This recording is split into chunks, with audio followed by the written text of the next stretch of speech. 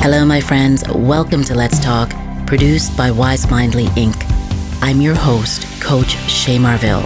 In this space, we dive into transformative conversations that hopefully inspire you to grow, heal, and have a deeper connection to yourself and to the world around you. So, let's talk, let's connect, let's grow together.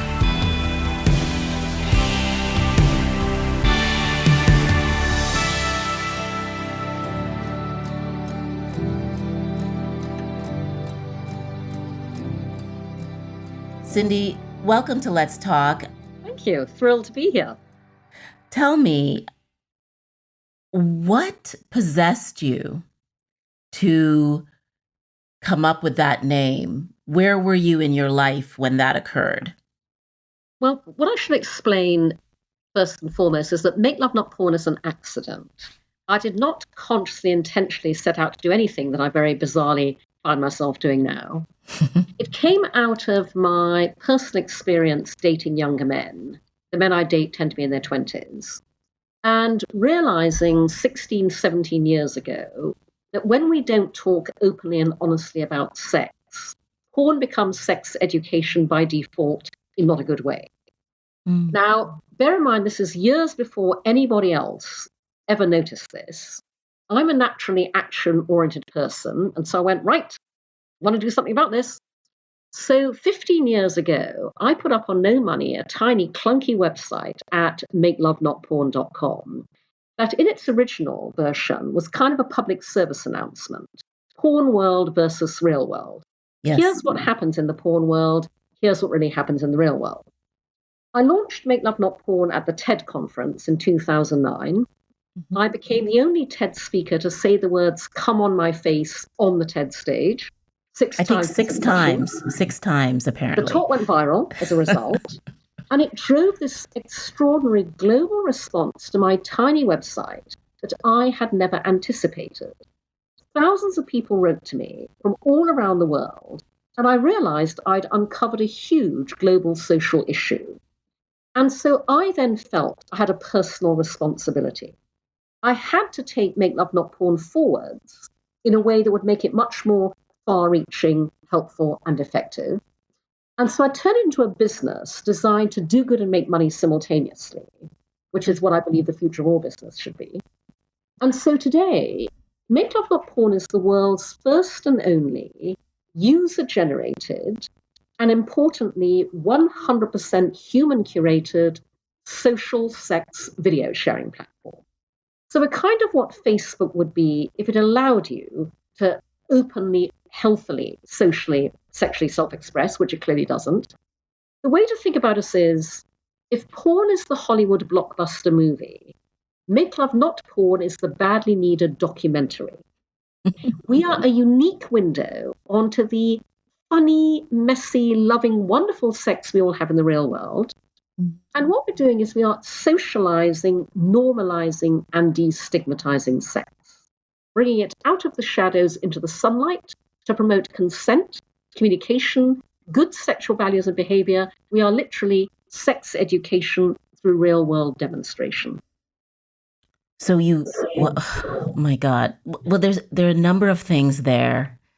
I think that it's really challenging for so many people to think about the site as not porn because they think it's sex. Human beings having sex and other people watching it is porn. But you're totally deconstructing that and saying that's not porn. That's actual, what you're seeing and what you're experiencing is real life. And we need to talk about real life and real experiences, real sexual experiences. Honestly, Che, it's an indication of how fucked up our society is about sex, that people think, oh, people having sex on video must be porn. You know, the reason I use the Hollywood movie versus documentary analogy is because porn is performative produced entertainment. It's scripted, it's organized, it's shot professionally. And as I said, Make Love Not Porn is the documentary. As our tagline says, we are pro-sex, pro-porn, pro-knowing the difference. Yes, and it's not So, scripted. It's not, um, no, it's what happens in the real world. Yeah. It's all I did was, you know, I realized, as I said earlier, that you know all of our issues around conflating sex with porn stem from the fact that we don't talk openly and honestly about sex in the real world. And so I created Make Love Not Porn to make it easier for people to do that. And so all I did very simply was take all the dynamics of social media and apply them to this one area of universal human experience that no other social network or platform allows. And so, just as on Facebook, we naturally video share, our daily lives, our life stage events. We video share just hanging out with our friends, having a fun time. This is real world people video sharing their real world sex lives in all of the messiness and awkwardness and accidents and love and romance and fabulousness that you will never see in porn. What's the feedback like? So, in the 15 years since I launched Make Love Not Porn, we have had nothing but a universally positive response from everybody all around the world. And in fact, it's interesting that I might be in a professional context or at a party, and somebody asks me what I do, and I say I have a business called Make Love Not Porn, and even before they know what it is, they know exactly why it exists. Yes. Yeah. Well, I love it's a phenomenal opener for a conversation, but I think it's so confrontational in the sense that you put right up front that it's about love. It's about liking, it's about experiencing sensuality and eros and being human. And I I wonder, like, what are you experiencing in terms of men and women? Like, how are you um like, what are you hearing from men and women or and So, non-binary people? so I designed Make Love Not Porn to be fully diverse and inclusive, and we are. Mm, Our members, our Make Love Not Porn stars, which is what we call our contributors, are all ages from 18 to 80, all races, ethnicities. We're a global platform. yes, Male, female, trans, non binary, straight, LGBTQ, asexual. We exist to right. celebrate the full glorious spectrum of human sexuality. But what is especially interesting is that in the 11 years we've operated as a business, we have found that Make Love Not Porn is especially a revelation to men. And by the way, women love us too. Yeah, But of this is course. really interesting. More men send us grateful emails, leave appreciative comments than anybody else because we are something utterly unique that men will find nowhere else on the internet, which is a safe space where men can be and watch other men being open, emotional, and vulnerable around sex. And You would not believe. the Sorry? range of male experience that they don't see in Exactly. in Exactly. porn. They will not see this anywhere else. You would not believe the number of men who write to us and say, I just watched my first video, Make Love Not Porn, and afterwards I cried. I've been Mm, saying for years, I wish society understood the opposite of what it thinks is true. mm, Women enjoy sex just as much as men, and 100%. men are just as romantic as women. Yet Mm, neither gender is allowed to openly celebrate either fact. We would all be so much better off if they were. I picked up a wonderful Twitter exchange sometime back between two men. The first man had tweeted, as a joke, obviously, hey guys, got this really weird fetish. I've got this kink.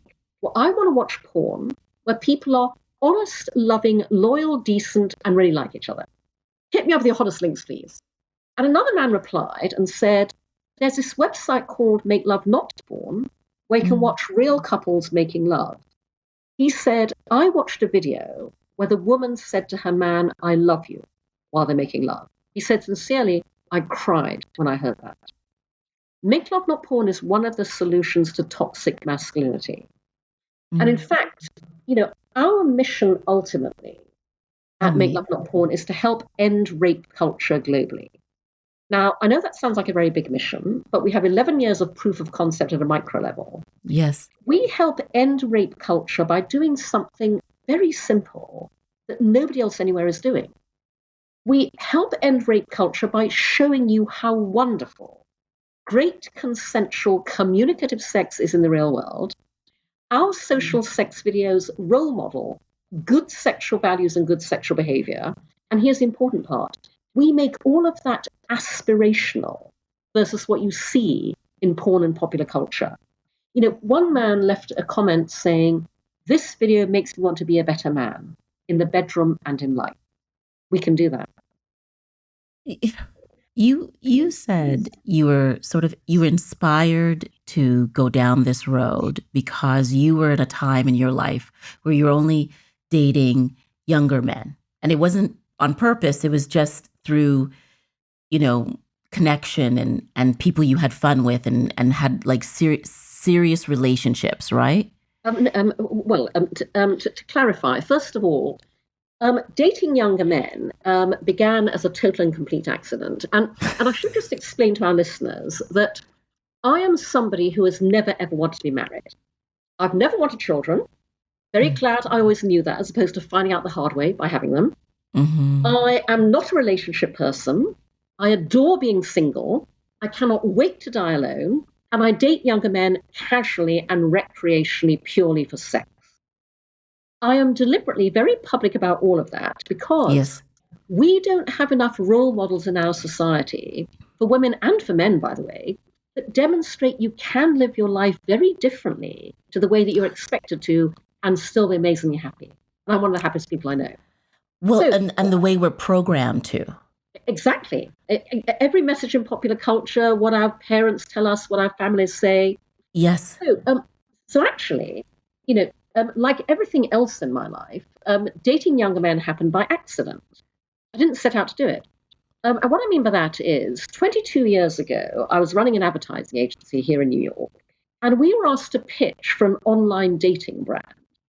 And in the advertising industry, when you pitch for a client's business, you have to experience the client's product and the entire competitive landscape. So we all Yes. had to online date. And this was 22 years ago, and none of us on the pitch team at the agency ever had, because 22 years ago, it wasn't a thing. It It was was just an fledgling emerging then. technology. Yes. Yes. And so the rest of my pitch team at the agency, they were all already married, living with, dating. So they all went online as fake personas. They created false identities. I was single.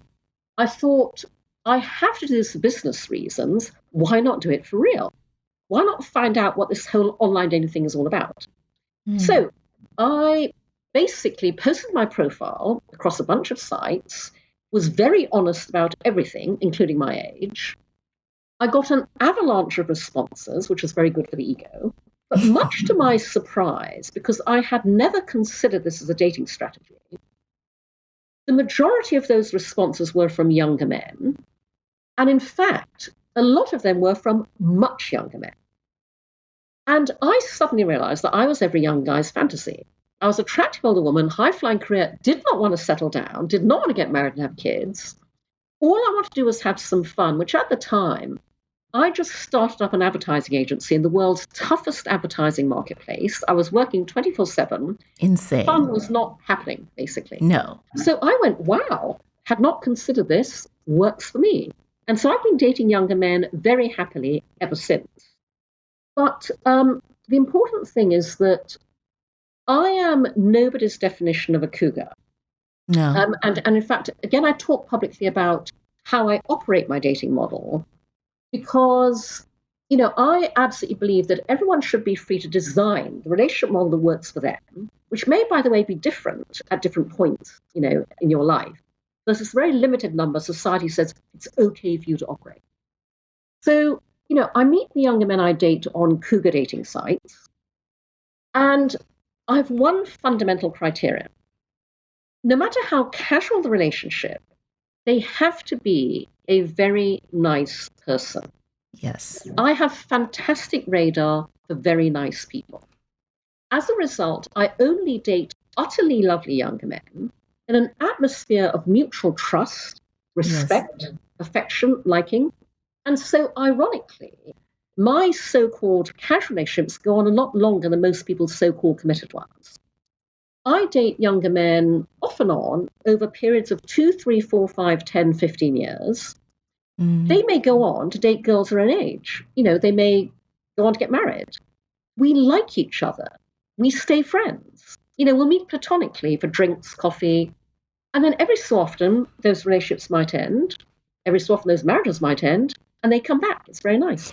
But I think I guess what maybe is confusing to some people is that we assume that when you like someone and you're in a relationship with them and you fall in love with them or you fall in like with them, that the ultimate is that relationship becomes a permanent configuration, maybe living together, maybe being married. And you're so open about the fact that you care about being with someone who is kind and having a friendship and a relationship and being in relationship, but a relationship doesn't have to be a marriage. Yeah, no, it doesn't have to be a relationship either. Oh, I date younger men for sex. That's what I'm after. yes, But I like having sex with younger men that I like. yes, So I find younger men that I like, and then actually we have a really, really nice relationship that is nobody else's definition of a relationship with a capital R, but is one of the, to be frank, many, many forms of relationships that exist in yeah, this world where people have felt empowered to design their own. And here's what's interesting about Make Love Not Porn, because when you exist to celebrate the full glorious spectrum of human sexuality, what we do is we showcase the many different ways that people have designed relationships in the real world. mm, And that is very important to inspire and educate others. So, for example, we have a Make Love Not Porn star, a woman, and we know this because our Make Love Not Porn stars are free to, write their own narratives and introduce their own videos with intro yes, videos.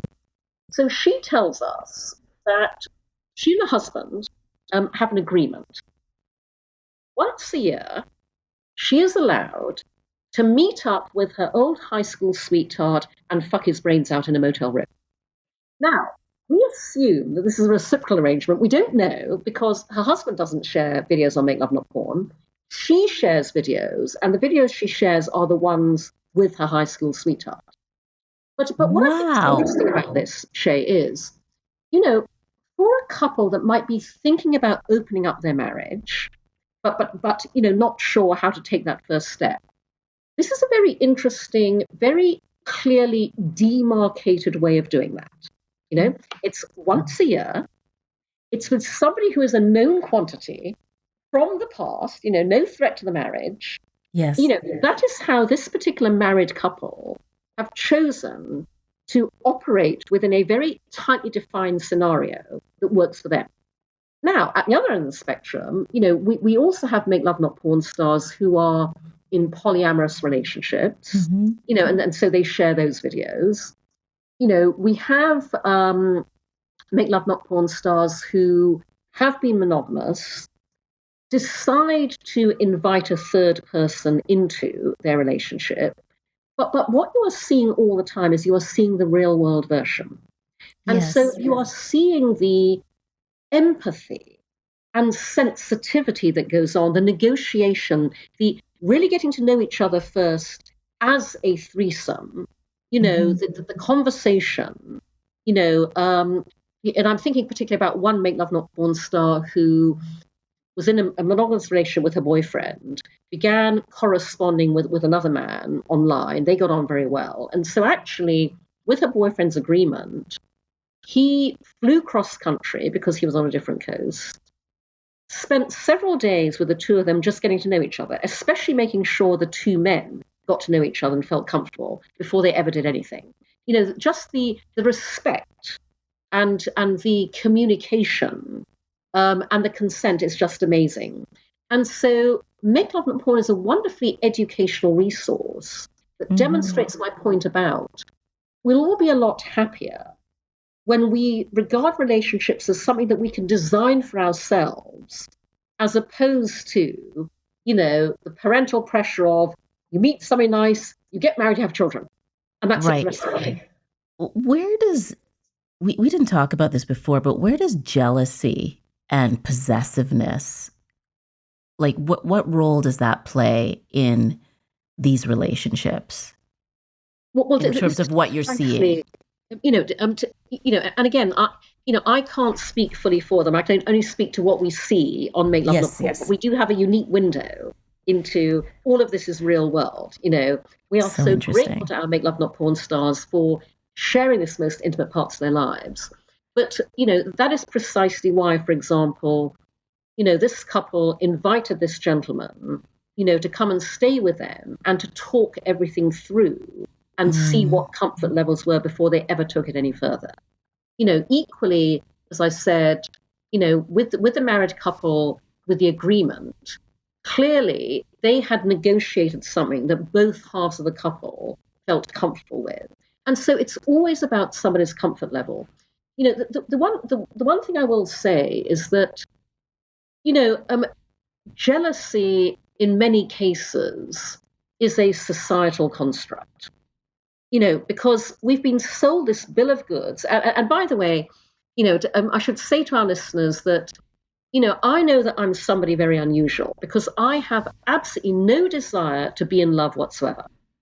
I have zero interest in being in love. Okay? And I have to tell you that when you decide you don't want to be in love, you strip a whole layer of crap out of your life. Right. For example, I'll be reading a woman's magazine, and how there are all these articles about relationships. Yes. I'll be going through the magazine, I'll go, oh, after my relationship, not interested. It's so time efficient not to be in love. But when did you decide? When did you decide that being in love wasn't a value for you? Wasn't valuable for you? I think it was at some point in my 30s, and basically what happened was, from the moment we're born as women, we are told that our entire lives are a search for the one. Yes, I agree with that. Everything in popular culture tells us. Yes, conditions us. Every fairy yes. tale we read as a kid tells us, So, as we grow up, in our teens and our 20s, every social event we go to, will he be there? And I speak as a straight woman, by the way, so I'm talking heteronormatively here. Yes, of course. But what that means is we spend hours on our makeup, on our outfits before we go out. Some of us, yes. We go to the event going, well, this is a dynamic, by the way, that forces us to compete with other women. Mm-hmm. When we go to those events, we see other women as competition. That's a dynamic I deplore. And at the end of the night, we trudge home going, he wasn't there this time. Oh, well, maybe next time. Yes. So I absolutely did that in my teens and 20s. And then one day in my 30s, I went, fuck this. I'm not looking for the one anymore. Oh, my God, the relief. I could just go to social events and enjoy myself, and honestly, when I just went, I've no desire to be in love, I don't want to be in love. I just want to have a lot of sex. It was fantastic. Well, it goes completely against, is it like Bridget Jones and, all these characters that are about, finding the one and being unhappy. And I mean, I think what's so fascinating is you're creating this space where there's a freedom to talk and explore and to see. And then also I'm curious about the people who are curating the platform, because that's a unique kind of job as well. No, absolutely. And, for the benefit of our listeners, I want to contextualize how uniquely we operate. Please. In the broader tech landscape as a whole, because the young white male founders of the giant tech platforms that dominate all our lives today, they are not the primary targets, online or offline, of harassment, abuse, sexual assault, racism, violence, rape, intimate image abuse, revenge porn. Therefore, they did not and they do not proactively design for the prevention of any of those things on their platforms. And we see the results of that around us every single day. Yeah. Those of us who are most at risk every single day, women, Black people, people of color, LGBTQ, people with disabilities, we design safe spaces and safe experiences, but we don't get funded. Mm-hmm. Only 1.7% of all venture capital investment last year went to female founders. And that is why we have still not seen what the future of the internet could be when it's designed and built through the female lens at scale. Oh, I love Because, when you talk about this. because Let's I go designed Make go Love Not into Porn. that. I designed Make Love Not Porn through the female lens to be the safest place on the internet. Because I designed it around what everybody else should have, nobody else did, human curation. There is no self-publishing of anything on Make Love Not Porn. Our curators watch every frame of every video submitted from beginning to end before we approve or reject and we publish it. No one else does that. We review every post on every member profile. And by the way, on Make Love Not Porn, your profile posts can be as safe work or not safe work as you like, but we review them, we approve or reject, and we publish them. No one else does that. We review every comment on every video before we approve or reject and publish it. No one else does that. We can vouch for every piece of content on our platform in a way that nobody else can. And the key thing about that is we are tiny, bootstrapping, have no money, and we've human curated everything for 11 years. So why Imagine can't what the Facebook, Instagram, TikTok could do with their billions if they chose to. Safety on the internet is not a matter of viability, it's just a matter of will.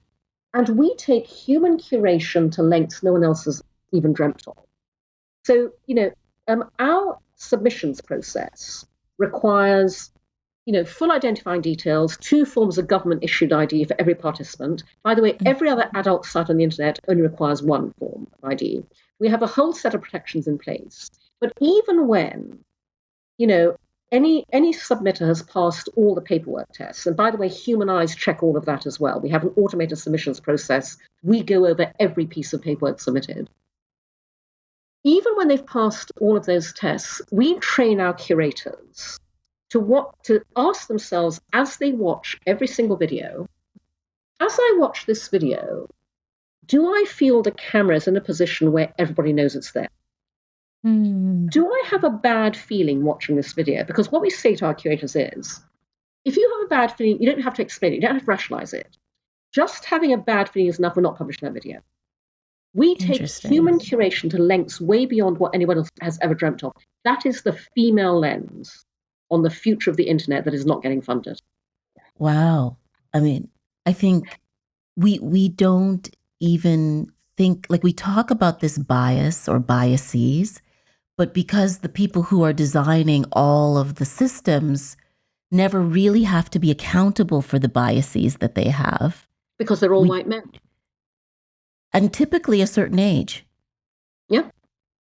And so it's a certain lens that they see the world and that they experience the world, so they don't understand that the world isn't the same for everyone else. So fascinating. Well, how do you become a curator? So basically you apply when we have a job opening, which isn't often because we are so underfunded. Yes. We have a tiny team. I'm very much hoping I can find more investors to expand that. Of course. But what is very interesting is, when you have a mission-driven business, it attracts the right people to you. The great thing about Make Love Not Porn is that people write to us every week asking to come and work for us. And I have to write back and go, I'm terribly sorry you've mistaken us for a business with money. Unfortunately, we literally get MBA students writing, asking to come and work for us. But what that means is that, when we have a curator job opening, we are inundated with applications. And we interview very carefully. We recruit very, very carefully. You must be somebody who is wholly sex positive. Yes. You must be completely non-judgmental. You must have empathy and sensitivity. And I've just been incredibly lucky because I have a phenomenal, tiny but mighty team. Yeah. My head of curation, Ariel Martinez, has worked with us for, something like 11 years now, because in our first year at Make Love Not Porn, she came across us. She wrote to me. She said, I'm a student. but do you take summer interns? Because I love what you're doing. I'd love to come and work for you. And we didn't take summer interns, but she wrote such a fantastic email. I went, well, as you're here, why not? And so she started, 11 years ago as an intern, and today she's our head of curation. She is fantastic. And so what I honestly believe is that when you are doing something where other people can absolutely see the power of what you do, you will draw extraordinary talent to you. Do you think that you're also creating space for men to experience and see love differently and to see themselves in a way that's different from this sort of the macho, like the guy in typical porns who looks a certain way and behaves a certain way and has a certain level of like control? Like, do you think that what you're sharing is exploring the different ways men can be? Absolutely, because what we are showing is real world love. And so what's interesting is all around us in popular culture, we are surrounded by creative expressions and narratives of relationships, but we never see the actual sex. On Make Love Not Porn, you see the actual sex, but you also see the relationships. Because in our videos, those two things are indivisible. And by the way, when I say that, I don't just mean that in our coupled, partnered, threesomed videos, you see what healthy, loving dynamics look like within sex. We have a ton of solo videos. We have a ton of masturbation videos shared by, again, male, female, trans, non-binary, Make Love Not Porn stars. And in those videos, you see what it's like to have a healthy relationship with yourself, with your own body, your own sexuality, your own genitals. And so, in our videos, love literally radiates through the screen. That's why, it's not just men who cry watching our videos. I've heard that as well from many women. It's just more surprising to have men tell you that they cried after watching videos on Make Love Not Porn. And I think a very large part of that also is, we are spearheading what we call the social sex revolution. The revolutionary part is not the sex, it's the fact we're finally making it social. As I said earlier, we are bringing it out of the shadows into the sunlight. We are normalizing it. And people just run towards us because of that. Another word we hear all the time is guilt-free. Somebody, a young man left a comment on a video saying to the Make Love Not Porn star, "This is the first time I've ever masturbated and smiled at myself in the mirror afterwards." Because there was no shame. There was no shame. Make Love Not Porn is what I call a shame changer. We take the shame out of sex in the real world. If you, in the best of all worlds, if you could imagine what your greatest investor looks like, because it's so surprising to hear you say that it's hard to find investors when porn is one of the most lucrative, platforms or, genres. Well, actually, what I would say, Che, first of all, is that of course it's not porn. Sex is the most lucrative. Yeah. Right. I've said for years that sex tech is the next $1 trillion category in tech. Because, I have a business that operates in the single area of universal human experience we are all most engaged with, most fascinated by, and most fucked up about. Dollar signs all over that shit. But to your question, the interesting thing is, I cannot tell you what my ideal investor looks like because it's not about what they look like. It's about what's inside. And what I mean by that is... I don't mean what they look like physically. Right. I mean, what do they look like in terms of what they're bringing to the table? Right. Like your ideal. Yeah. Sure. Well, first of all, what they will have is the quality that is precisely why it's so hard for me to find them, which is, any investor in Make Love Not Porn will have one key factor that predisposes them towards us, which is their personal sexual journey. It'll be their personal lens on sex and sexuality that's been shaped by their own experience of it, that will predispose them to get what we're doing and want to fund it. And obviously, I have no way to research and target for that.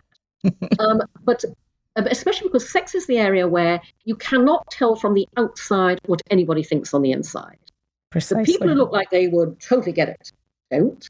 The people who look like complete prudes do. Yes. Which is why I put what I'm doing out there all the time to try and attract the right kind of investor to me. But basically, all I need is somebody with, obviously, the funds to invest, but somebody who gets it because of the sexual journey they've been on, and they know how badly Make Love Not Porn is needed. But you're going to do it anyways, whether you get the investment or not. You're going to keep growing the platform. Well, there's a question mark over that, Che, because, I've kept going all these years because I've put everything I have into Make Love Not Porn. I've liquidated my retirement fund. I've destroyed myself financially. And I'm at the point where I have no more to put in. And so unless I find investors, unfortunately, no, I can't keep going. And I should just explain to our audience that we have a revenue share business model. Our members pay to subscribe, rent, and stream social sex videos. Half the income goes to our contributors, our Make Love Not Porn stars. But while I'm all about, designing a business model, building a company to get profitable under my own steam, the reason I can't do this without funding is because every piece of business infrastructure any other tech startup takes for granted, we can't. The small print always says no adult content. And that's all pervasive. I can't get funded. I couldn't get banked for a long time. My two biggest business growth inhibitors are payments. So yes. PayPal won't work with adult content. Stripe won't. All of the mechanisms by which people are enabled to take credit cards online won't work with adult. I have to work with the murky subculture of adult-friendly payment processors who, because anybody adult has nowhere else to go, charge extortionate fees. I pay out 12% of my revenue every month in payment processing fees alone. The mainstream rate is 3% or less. That's a huge business growth inhibitor. And I'm also banned from advertising. I cannot advertise Make Love Not Porn on Facebook, Instagram, TikTok, Snapchat, etc., etc. And by the way, it's not just me. It's any female lens sexual health and wellness venture that's also banned. Menstruation, menopause. In the meantime, male sexual health, not an issue. Erectile dysfunction solutions, welcome everywhere.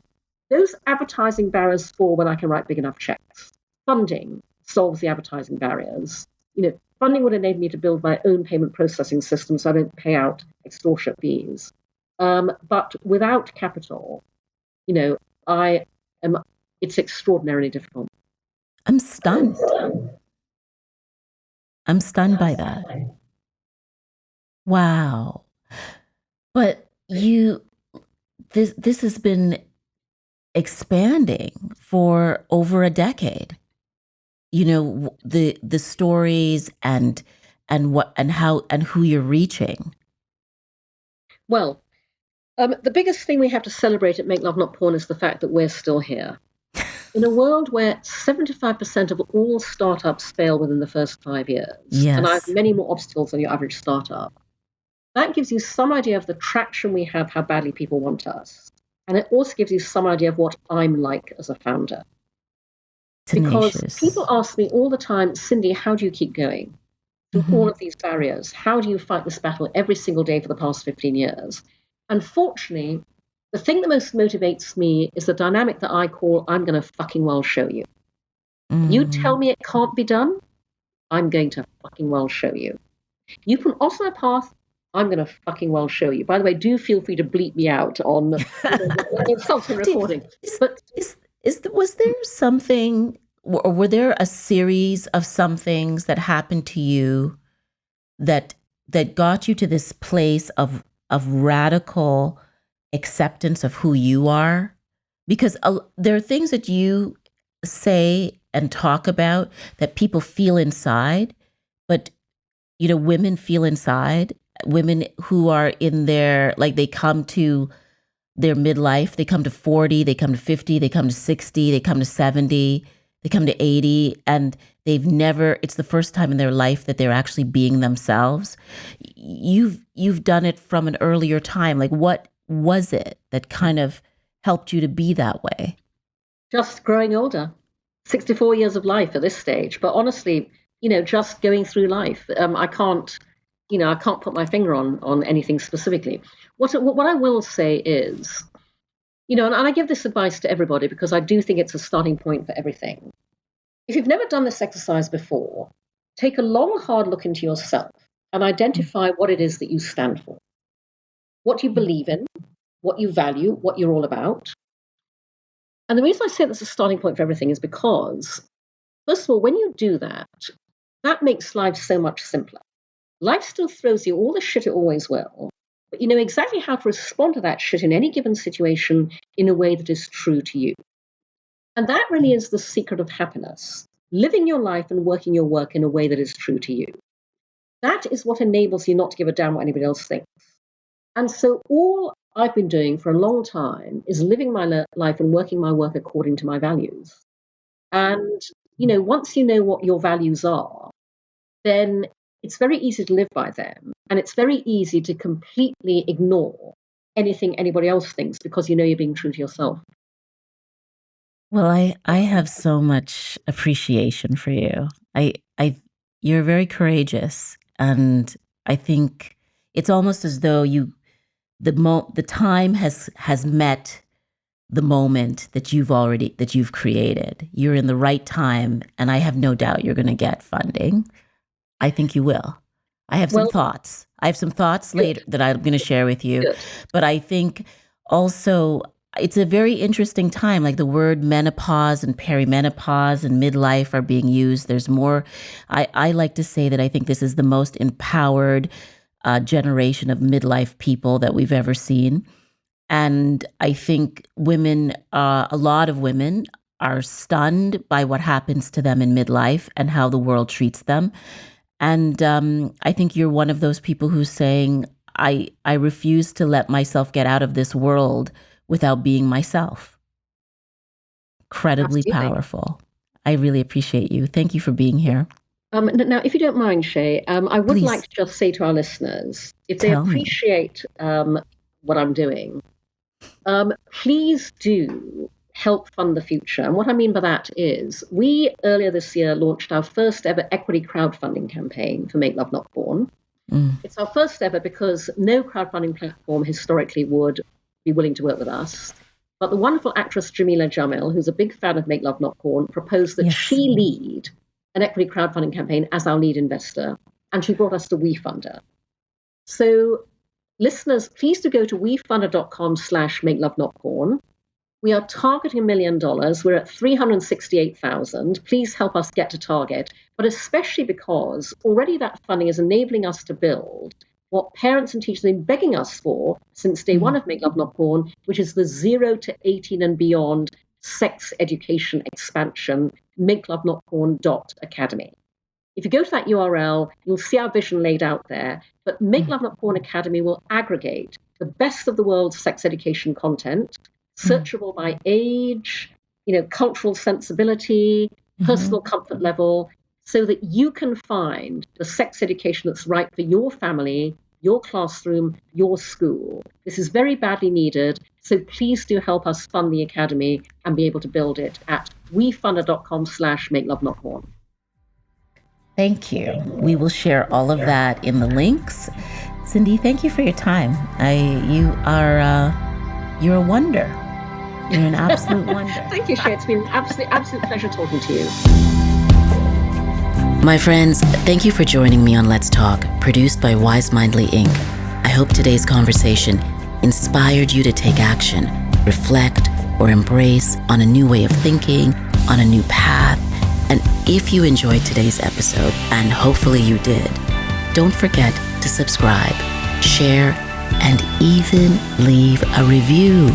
Reviews matter. They allow us to do way more than we're doing now. Let's continue the journey of growth and well-being together. Until next time, I'm Coach Che Marville. Stay connected, stay curious, and let's keep talking.